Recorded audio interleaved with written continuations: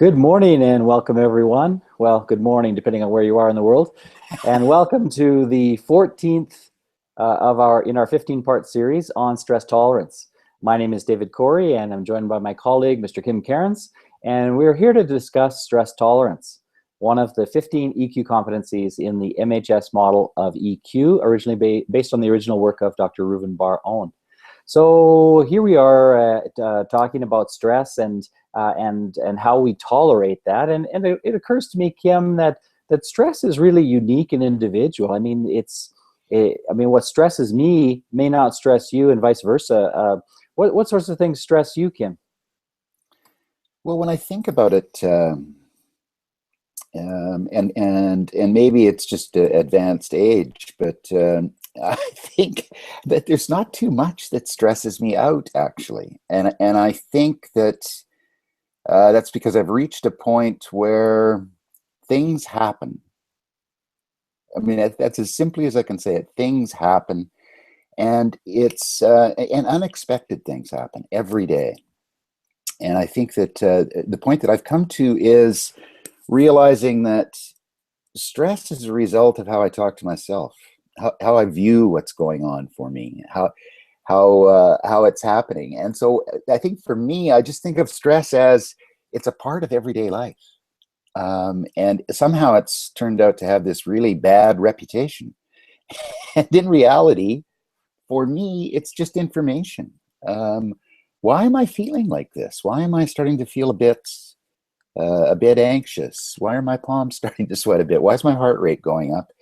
And then being able to arrive, I guess, earlier at a point where I understand what it is. And then what kicks in is, how am I going to manage that? And so I think for me, where stress starts to take off on us in a bad direction is we're listening to that voice in our head that's saying things like, this always happens. I never get to get this. Those shoulds and never words are dangerous territory with regard to stress, I think. So again, it's that little prompt to, okay, is it always, Kim? Or is it just sometimes? And what have you done sometimes in the past when this has happened? I want to highlight a point that you made, Kim, and that's the idea that stress is in and of itself not bad. It's like, really, what is stress but some pressure to take some action? So you know, when the alarm clock goes off, there's some pressure to get up. And as long as we just get up, then there's probably no bad response or reaction there. However, if we've not had sufficient sleep, or if we're not feeling well, then we might be experiencing additional what we call stress in response to that. But really, in the first place, stress is about a requirement to take some sort of action, a requirement to do something. So why do you think, Kim, that when we use the word stress, we really just talk about that bad reaction that we have, that kind of reaction that's maybe not all that helpful in getting the task done, but really it's about what really happens, in our heads or in our bodies in response to the challenge or the requirement? Why do we go to that negative place all the time? Well, I think, one of the things that comes to my mind, Dave, is just exercising that emotional self-awareness muscle is key in this. It's those feelings are bubbling up. What's causing those feelings? Being able to identify what it is I'm feeling, take a look at what is causing that to come up in me, and then I arrive at that place of, okay, what choices am I going to make given this information? And to me, that's the key point with regard to stress. I can either let it turn into a bit of a runaway train, or I can say, okay, given that I don't feel all that well today and I have some important meetings, how am I going to manage that? What's going to be the most effective way to manage how I'm feeling internally so that my impact with whatever I'm doing is matching my intention that day? So what you're saying, Kim, if I have this straight, is that no matter how we view stress as negative or positive, it actually comes in the form of neutral information to begin with, and then it's about using another one of our EQ competencies of emotional self-awareness to become aware of that stress and then deal with it at that time through the way that we think about it, the way that we respond to it, etc. And I really like that a lot. I mean, that's of course also bringing in other competencies as well. So so it may require emotional self-awareness, but then certainly if we bring in flexibility and optimism, look at things positively, and are flexible and are able to adapt to the various pressures that are put upon us, then I really like that model. So if we could just sort of shift the general belief out there of stress is a bad thing, because we hear about these stress management workshops, and everybody trying to deal with the stress that they're experiencing.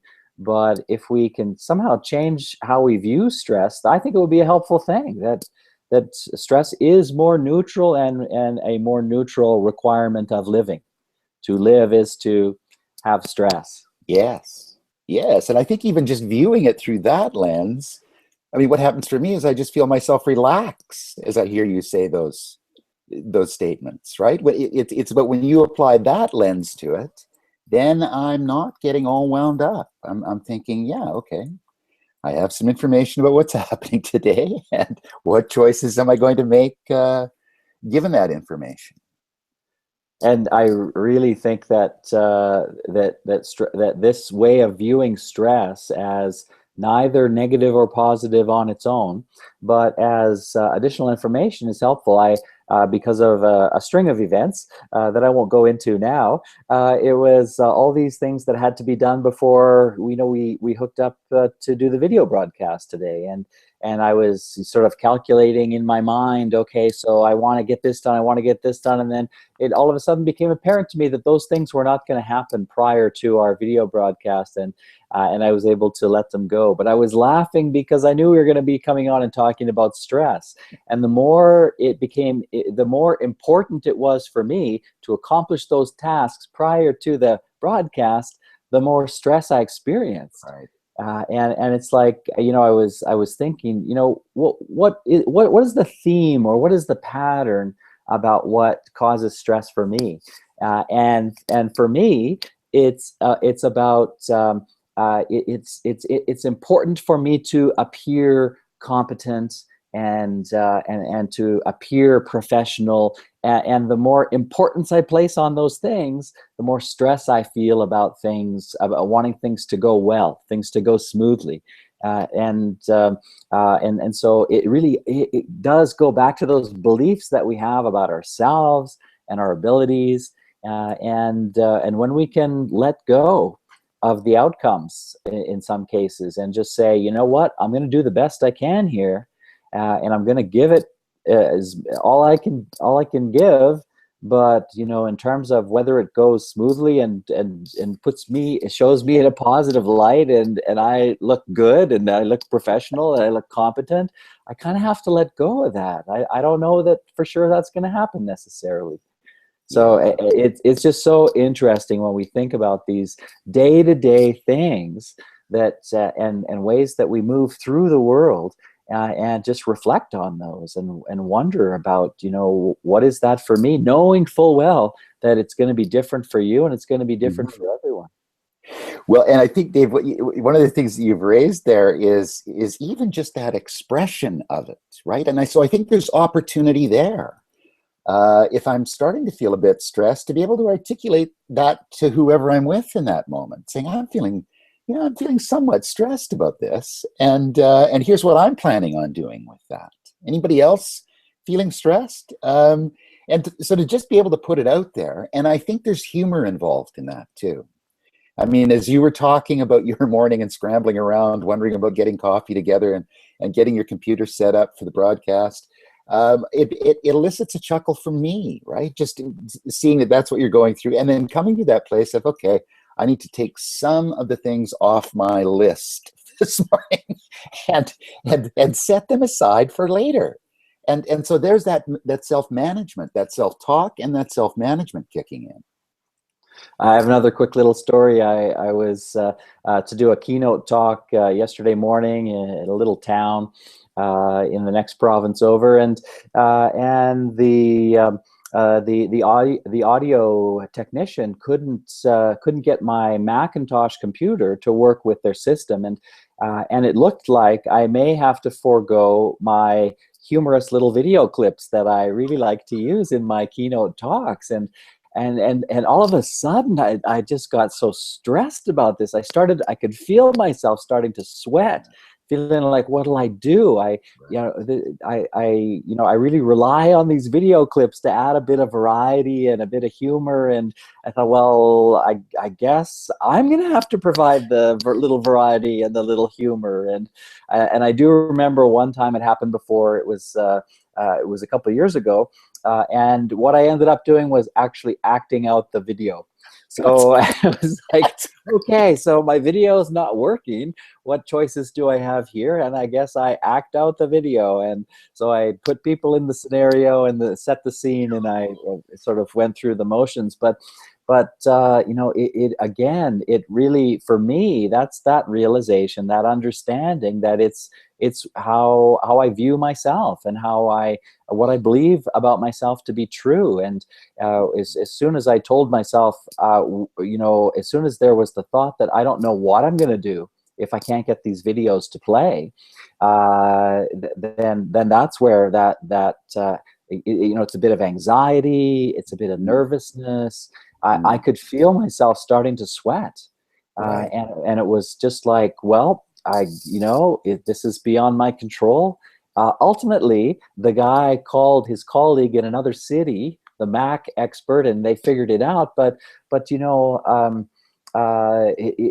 could have easily gone the other way. In which case, Yes. I would have got through it. I would have delivered my message. It just wouldn't have been all that bad, and it's just so funny how we think about those little things. They just become big things in the moment, and we just wonder, how are we going to get through this? How are we going to come out the other side? Yeah. It just seems like life and death, when of course it's not. Well, and that's that life or death statement, Dave. Yes, it's that fight or flight response immediately, right? When we're faced with something sudden occurring that we hadn't anticipated. And what I really like about what you were saying there was you found that place in between fight or flight, right? Yes. And I think the flight would have been freezing right up and sweating and being frozen in the moment. And what you ended up doing was coming up with a contingency plan. And that I would, I'm presuming here, but as soon as you came up with that notion of, okay, I've acted this out before, I've been in a similar kind of situation and I managed it and it worked out. So to me, what you're weaving in there too is self-regard and optimism. That optimism being based on having faced similar challenges in the past. Okay, what can I bring from that situation to apply to this new situation? And I am competent. I can act this out. So that's a great story, I think. And I think there would have been really positive outcomes from you acting the video out. What an opportunity to actually be displaying some of the competencies as you're delivering a keynote. Yes, and I have to admit, it's not the first time I've had these opportunities for these life lessons. I have forgotten my computer. I have, not brought a key part of what I plan to include in a presentation.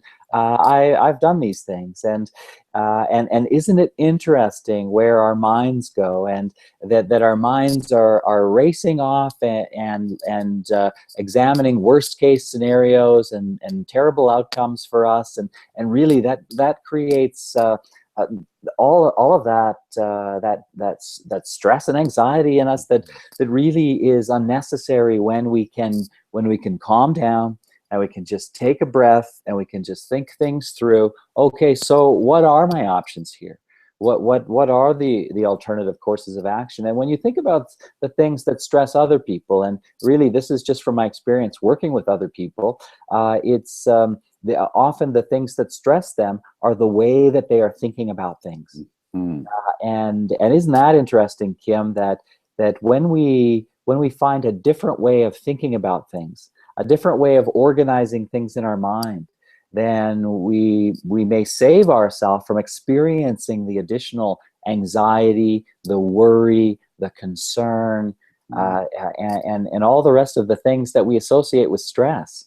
And all of this is part of this one competency of stress tolerance. How do we tolerate the stress that we experience in our lives? Now, some people set their lives up so they don't experience a lot of stress. Other people set up their lives so that there's a lot of stress to tolerate. And so, there's something to that too, Kim. I mean, you and I have set up our lives to tolerate different levels of stress. Me, great levels of stress with, wanting to do the various things that we do. And I think you've kept your life quite simple, and I'm kind of envious about that at times. Well, and again, I think you've really identified that important part again, that we all experience stress in different ways. And the thing that I really like about what you said there is we create that stress internally by what we're doing, by how we're managing ourselves. So what a great opportunity to be able to reflect on that and take a look and say, okay, I'm saying yes to a lot of stressors in my life. What does that mean that I'm saying no to? And so I think for me, that's the measuring stick in my own head about how to manage stress. It's okay if I'm saying yes to taking this on and then this on, or going and doing this. What am I saying no to? Okay, in this instance, I can say no to something, and that actually relieves the stress. So again, it's just that constant working on self-awareness about how I'm impacting myself. Are you suggesting that we actually bring in assertiveness as well, Kim, and actually say what it is that we need and or want from other people in terms of saying, no, I'm sorry, I just can't take on one more thing right now. And really, and that's hard for a lot of us, Kim, because, we want to come through for people. We want to deliver. We want to do right by people. We care about, about delivering on promises and being there for people when they need us. But we also have to have that awareness of when is enough enough? Where's the line that says that's just going to push me off the edge in terms of my stress level, and I've just got to say no. And in that instance, Dave, when you're saying that, you are doing right by that person that you're talking to. You're communicating clearly what's going on for you, right? So that is doing right by that person. I know exactly what you're saying, Kim, but there's that little person sitting on our shoulder that's telling us, don't let that person down. Just, yes, it will stress you. Just suck it up. Do it anyway. You may have a miserable time. You may not enjoy it or whatever. You may have this obligation to come to be there for someone, and we do it. And and it may not be a pleasant experience. It may not be what we want to do, and yet for some reason we do it, and it's not good for us, and it's certainly not good for the other person, the way that we're going about it. So I know what you're saying. When when we're assertive and managing our stress in this way, it's really good for all involved, and it actually deepens relationships. So we fear that we're going to damage the relationship when we do that, Kim.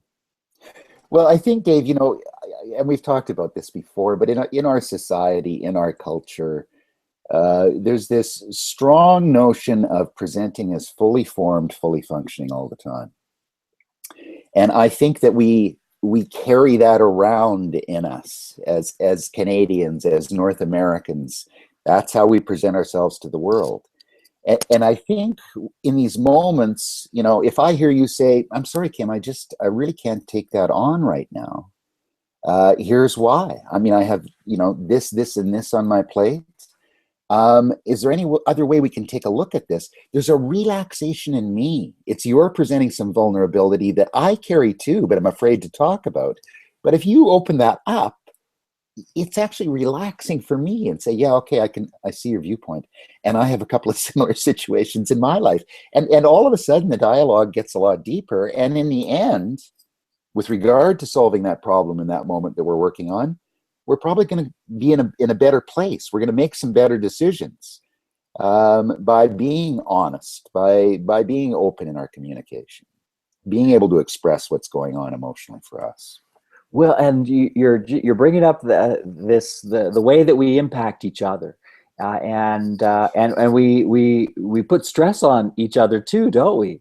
I'll stress you by sending you an email, and it's urgent, urgent, urgent. It's got to happen right away. It has to happen now, and really, and then you have to manage your stress on the other end and say, really, Dave, does this really have to happen right now? Right. Or can this wait till, a little bit later, till I have a break in my schedule and I can actually, address this issue. Mm-hmm. So, we really have to work both on our managing our own stress and making sure that we're not dumping that stress on other people. It's a real interesting issue with high performers, high achieving people, is that they think that everyone else should be operating at the same fever pitch, and inadvertently they raise the bar for everyone. They're stressing other people out by having the expectation that other people are going to be operating at the same fever pitch, and maybe it's not a fair expectation of others. Mm-hmm. Well, and as you're saying that, I'm thinking, I have these little pictures in my mind of little flags that come up in my head. And I think a helpful one there is, am I reacting or am I responding? And if I'm in heavy traffic on a freeway and a car is cutting me off, I need to react. That's an essential component in that context. But often in our working lives and our personal lives, response is going to be the most effective. So I have this initial reaction. How do I manage that reaction and then respond to the other person? And if I can be thinking of that, that's a way to bring, a lot sharper focus into how I'm being present in that moment. So react or respond. And more often than not, it's I want to respond. That's who I want to be. I want to be responsive, not reactive. Well, and response is also part of responsible, right? Mm-hmm. So when we take responsibility for the requirements and in our life that we choose, by the way, all those things we choose. We choose to get up in the morning. We choose to go to work, etc. So when we are responsible and we actually do respond to the challenges that we face, and we meet those challenges, there should be the right amount of stress, right? So when response equals challenge, then there's the right amount of stress. When response or even reaction is way up here, and the challenge is here, that's where the stress is, that difference. And we kind of over respond in our heads, right? So I think that you want something from me, and I'm going off in all kinds of directions as why that's going to be difficult, why I can't get it done, why it's going to push other scheduling items further away, why it's going to mess things up for me, and that now I'm stressed. And I'm stressed out, and I'm not as effective in other areas. So I like the idea of response. And there's that one leadership model. I think I showed it to you, Kim, which is about whether we're in a place of reactivity. So they talk about reactivity as being not good, or creativity. Yes. So creativity is that is what we do in response to stimuli, which is actually effective, which is getting things done in an effective way, versus the reactivity we've already talked about. Mm-hmm.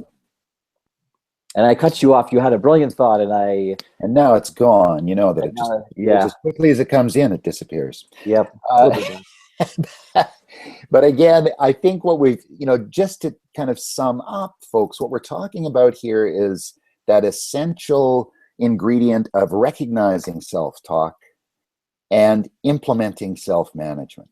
I mean, I think those are the things that really come to mind for me with regard to stress. And as you were describing that situation where you're all of a sudden going off on tangents, what are we doing there? We're making a bunch of assumptions based on our initial reaction to information. And we always get into quite a bit of trouble as humans when we start to assume too much. So again, let's kick that reality testing in. As soon as I start to feel myself assuming a bunch of things about a situation or a person, time for a little reality testing, time to get a bit more curious about exactly what it is you're meaning, about exactly what it is you're wanting. To flesh out my understanding of the dynamics of that situation rather than going off on a tangent in my own head. I like your suggestion, Kim, about knowing and understanding your own operating system, your emotional operating system. And when we know and understand that, then we become aware of our hot buttons, the things that cause extreme emotional reactions in us, the things that stress us, the things that create anxiety or nervousness in us, and we're able to actually have a better management plan. How are we going to manage this situation? How are we going to deal with this in a way that that's going to create a great outcome for everybody involved? And we can do that. We have the technology. We have the hard wiring in place. We have the equipment. We just don't have any systematic way of learning this in our society at present. And we hope well, we do actually, Dave. we we do with this model, and well, you know what I mean, Kim. We don't learn it. We yes. don't learn it in school. Not every human on the planet goes through the lessons, and yeah, that's true. That's what it will happen in the future. I firmly believe that. But for now, we have to take the models and take the lessons from where we find them, and certainly I agree, Kim, that we've got those lessons in this model. We hope that people pick it up and they learn it and they change themselves so that they can have better lives and be happier and more content and more effective in whatever it is they choose to do. Yeah. So coming up to wrap up, Kim, you started a beautiful summary, which is about knowing and understanding and then managing.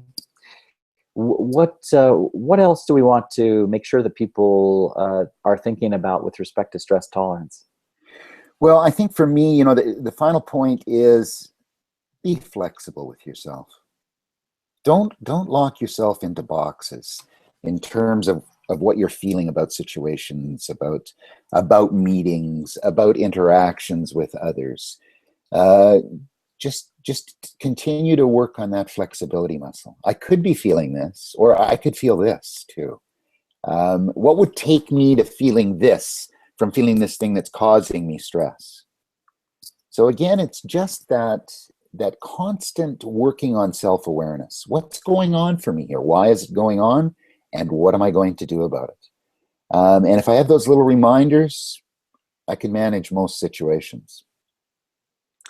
That's a great summary, Kim. And I just want to add the idea, the component of problem solving and impulse control to that. We want to control the impulse to have some sort of reaction that we're going to regret, that's not going to be in our best interest or the best interest of the key stakeholders involved. And we just want to resist the impulse and just take a moment. Just take the time that's necessary in order to make the right decisions to deal with whatever stress is facing whatever stress you're facing, and finally, problem solving. Do you have a systematic approach to problem solving, one that serves you well, and does it involve others? We really need to make sure that when we're feeling stressed, when we're experiencing some sort of anxiety, that we reach out and we talk to people about that and say, you know what, I'm feeling stressed right now. And we men have a hard time doing that because we're supposed to be strong, we're supposed to be problem solvers, we're supposed to be able to handle everything, and it's just not human. And so the sooner we get away from that idea that we men have to handle everything, the better we're all going to be. And so that we can say to those people that are closest to us, you know what, I'm feeling stressed by this, and your person who cares about you can say, oh, tell me about that. What is it about that stresses you? And then you can work that through, and then come to a different realization. Again, this is about rearranging your thinking about the things that stress you in your life, and we can do that best with others, with people who are significant in our lives. So I want to thank everyone for joining us today for this discussion of stress tolerance. It was certainly an engaging discussion. Thank you, Kim. I really appreciate your thoughts and your reflections on this. And please join us again when we have our final broadcast in the series, which will be on optimism. I'm really looking forward to that one, Kim. It's going to be great. Thanks, everyone. Again, I'm David Corey. You can reach me at david@eitrainingcompany.com. My colleague, my good friend and colleague, Kim Cairns, you can reach him, Kim, K-I-M, @eitrainingcompany.com. Visit our website, ask us about our programs and our service offerings, and we'd love to work with you. Thanks again, everyone. Bye for now. Folks.